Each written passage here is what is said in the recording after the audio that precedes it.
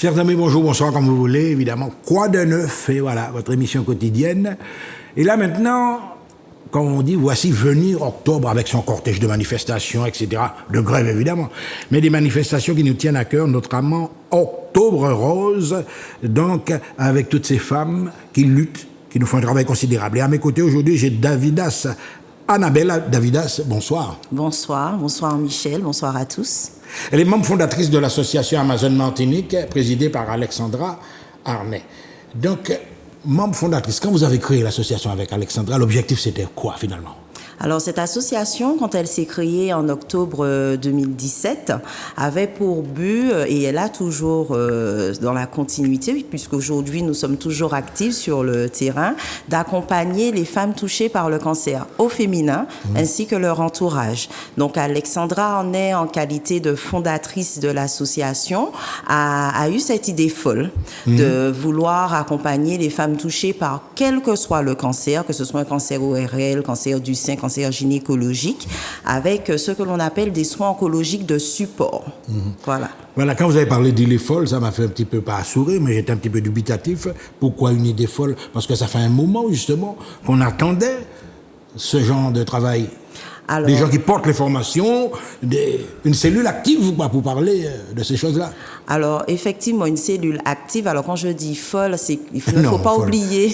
Alors, notre expression au sein de l'association, quand nous l'employons, c'est surtout cette utopie qui nous anime et qui fait de nous des femmes qui tenons à mener un accompagnement, voilà, qui soit efficient, avec beaucoup de douceur et de bienveillance. Nous sommes dans une continuité, puisqu'avant l'association Amazon Martinique, tout de même, il y avait déjà la Ligue contre le cancer, il y avait une association... Le combat était déjà entamé. Voilà, un combat déjà bien entamé. D'ailleurs, on voit par exemple le NI. Oui, alors le NI Gabriel, donc le NI Gabriel qui est notre maison d'accueil, c'est une maison non médicalisée, donc c'est une maison participative où sont dispensés ces soins oncologiques de support.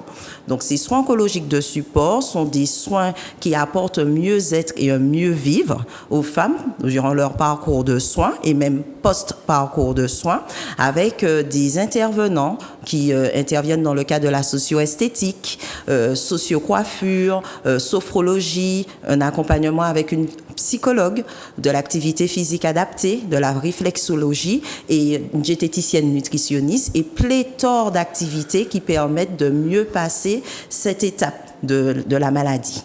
Alors effectivement, d'après tout ce qu'on voit, on constate qu'il y a une diversité, vous voulez, des soins, etc. Est-ce que la collaboration avec ces gens-là, justement, c'est un rapport direct que vous avez? Ce sont des soins payants? Comment ça se passe? Alors, nous organisons la prise en charge pour ces femmes à travers une cotisation qui est payée à l'année. Donc, cette cotisation, c'est une somme de 30 € pour l'année. Ensuite, nous bénéficions de subventions puisque nous répondons à des appels à projets. Donc, en nous répondant à ces appels à projets, nous expliquons quelles sont les activités qui sont concernées et nous sommes soutenus depuis l'existence de notre association.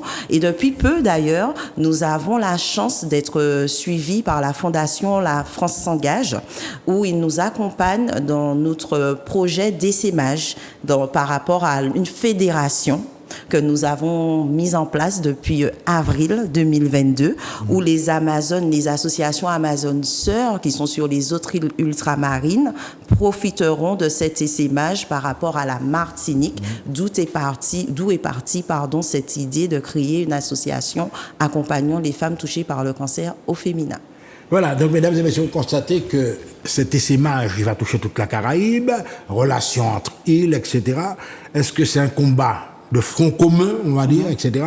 Et alors là, est-ce qu'il y a également plusieurs grands symposiums, etc., qui sont prévus entre vous-même pour pouvoir peaufiner le...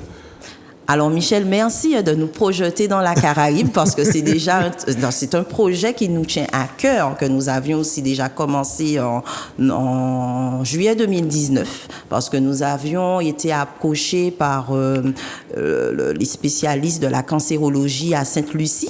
Voilà, donc ils nous avaient invités à voir comment ils accompagnent les personnes touchées par le cancer sur leur territoire à Sainte-Lucie. Attention, on va faire une chronologie. Donc ce travail, ce que tu es en train de me parler, c'était les débuts de l'initiative. Donc vous avez voyagé, vous êtes allé à Sainte-Lucie, vous êtes promené tout partout, vous êtes allé, voilà. Voilà. Donc ça se passe il y a 2 ans. Alors juste avant le Covid, donc c'était en juillet 2019. Donc première étape. Première étape. Donc médecin réputé spécialisé en cancérologie à Sainte-Lucie a été très touché par les actions que nous menions. Donc elle nous a invités à venir à Sainte-Lucie pour pouvoir participer, l'accompagner dans la sensibilisation et la prévention. Bon, le Covid entre-temps est venu et a un peu bouleversé le calendrier qui était mis en place, mais nous avons tout de même au sein de l'association, puisque depuis qu'elle existe, nous avions notre mission première était d'essaimer dans les Outre-mer, au niveau des Outre-mer. Oui. Donc l'association Amazon a été créée en Martinique, donc l'association Amazon Martinique depuis octobre 2017. La deuxième association Amazon s'étant créée, celle de Tahiti, Amazon Tahiti. Voilà. Donc c'est éclaté carrément, je crois que ça soit limité au bassin caribéen. Alors, pas qu'au bassin caribéen, mais avec la Guadeloupe, bien sûr, pour le bassin caribéen. Voilà, Amazon. Sainte-Lucie. Alors, Sainte-Lucie, ils n'ont pas encore d'antenne Amazon, mais ils aspirent à pouvoir bénéficier de notre accompagnement. D'où la première rencontre en juillet 2019. Donc, ce sera une espèce de, on va pas dire une sous-antenne, mais une...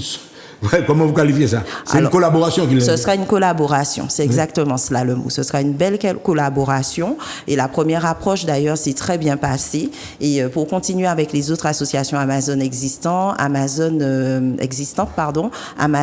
Tahiti, Amazon Guadeloupe, Amazon Paris, Amazon Réunion et depuis peu Amazon Guyane. Non, mais là, c'est ce que vous êtes, on ne va pas dire un empire, mais en fait, c'est-à-dire que vous avez plusieurs points et il y aura des échanges. Pendant toutes vos actions, il y aura des échanges. Alors, on peut voir des gens de Tahiti, par exemple, venir aux manifestations Martinique. Alors, cela, c'est fait. C'est prévu. Alors, cela, c'est déjà... a déjà vous été déjà effectué une rencontre des présidentes des associations Amazon pour la signature de la convention des statuts. D'ailleurs, ils ont organisé une convention, pour mieux vous expliquer, en avril 2022, pour pouvoir bien programmer, faire une projection par rapport à la fédération Amazon. La fédération Amazon qui existe depuis le mois de septembre, depuis le 21 septembre. Et ces femmes qui se sont réunies, ces présidentes des différentes associations Amazon, ont travaillé et ont vraiment eu une projection pour un accompagnement adapté aux spécificités des différentes îles, des différentes régions ultramarines. Voilà. Non, mais c'est fort ce que vous êtes en train de dire là, parce que justement, c'est un travail collégial. Donc, à la fois, est-ce qu'il y a des moments de concertation où on peut échanger des idées, voir si on peut adopter des stratégies communes? Est-ce que c'est envisagé tout ça? Alors, cela se fait par des brainstorming de façon collégiale, comme tu l'as si bien dit, Michel.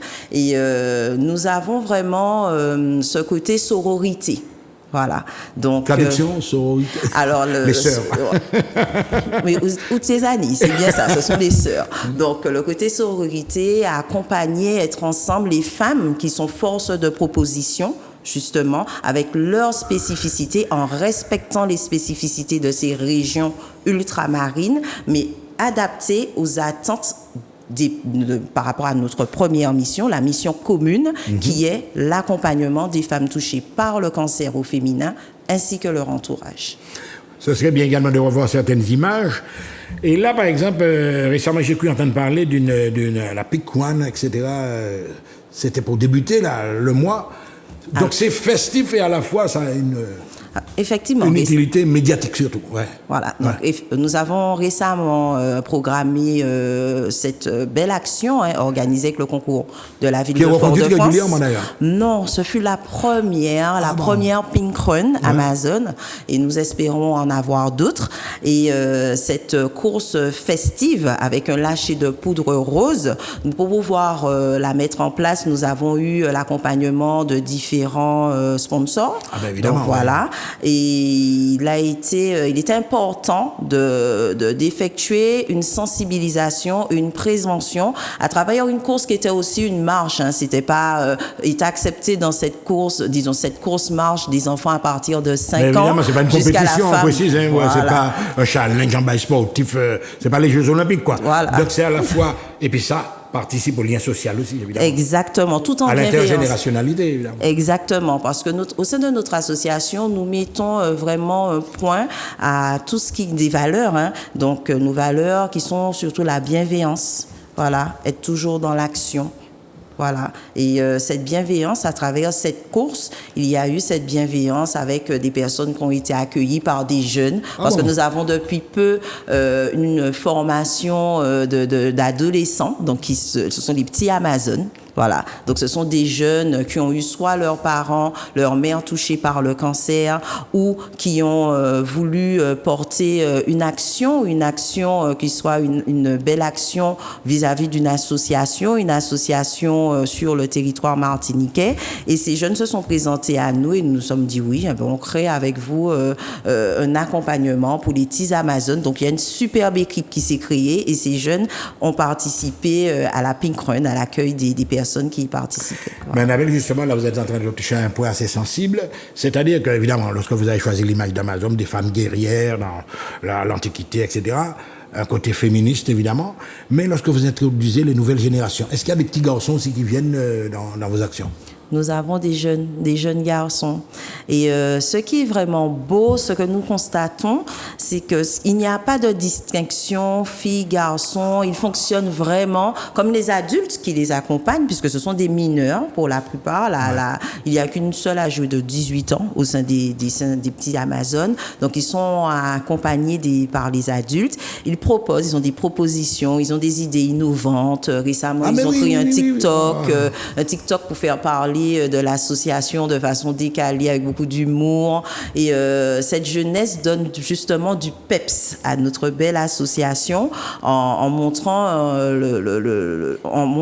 un regard différent. C'est une sorte de mutation d'image adaptée aux nouvelles réalités, de nouveaux codes, etc. Exact. Parce qu'il faut tenir compte de l'opinion de cette jeunesse qui monte là.